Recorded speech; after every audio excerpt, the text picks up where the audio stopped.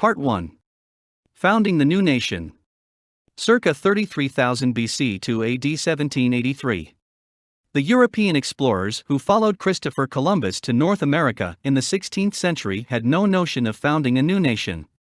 Neither did the first European settlers who peopled the 13 English colonies on the eastern shores of the continent in the 17th and 18th centuries. These original colonists may have fled poverty or religious persecution in the Old World, but they continued to view themselves as Europeans and as subjects of the English king. They regarded America as but the western rim of a transatlantic European world. Yet life in the New World made the colonists different from their European cousins, and eventually, during the American Revolution, the Americans came to embrace a vision of their country as an independent nation. How did this epochal transformation come about? How did the colonists overcome the conflicts that divided them, unite against Britain, and declare themselves at great cost to be an American people? They had much in common to begin with. Most were English-speaking. Most came determined to create an agricultural society modeled on English customs. Conditions in the New World deepened their common bonds. Most learned to live lives unfettered by the tyrannies of royal authority, official religion, and social hierarchies that they had left behind. They grew to cherish ideals that became synonymous with American life: reverence for individual liberty, self-government, religious tolerance, and economic opportunity.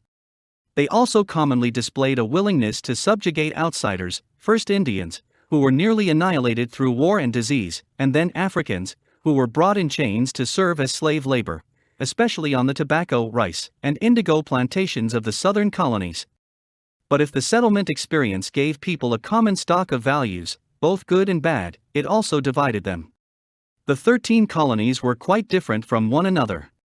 Puritans carved tight, pious, and relatively democratic communities of small family farms out of rocky-soiled New England.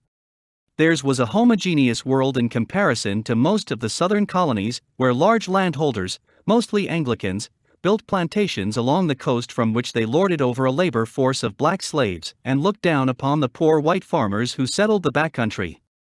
Different still were the middle colonies stretching from New York to Delaware. Their diversity reigned.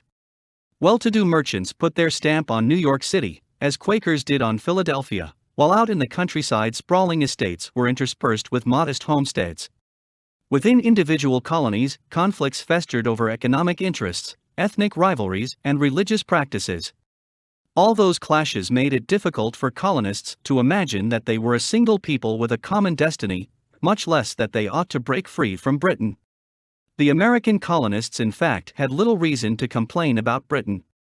Each of the 13 colonies enjoyed a good deal of self-rule. Many colonists profited from trade within the British Empire.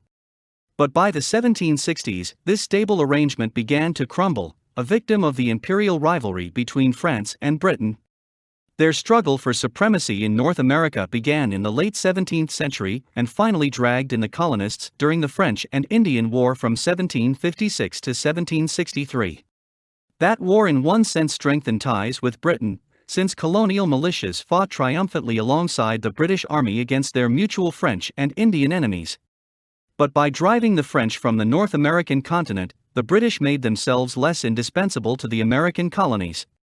More important still, after 1763 a financially overstretched British government made the fateful choice of imposing taxes on colonies that had been accustomed to answering mainly to their own colonial assemblies.